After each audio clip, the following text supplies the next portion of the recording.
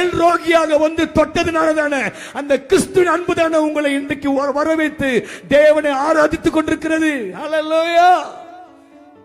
இந்த கிறிஸ்துவோட ஐக்கியமா இருந்த எங்களை இன்னைக்கு அந்த ஐக்கியத்துக்குள்ள இல்லாமலே நீங்க உட்கார்ந்து கேட்கணும்.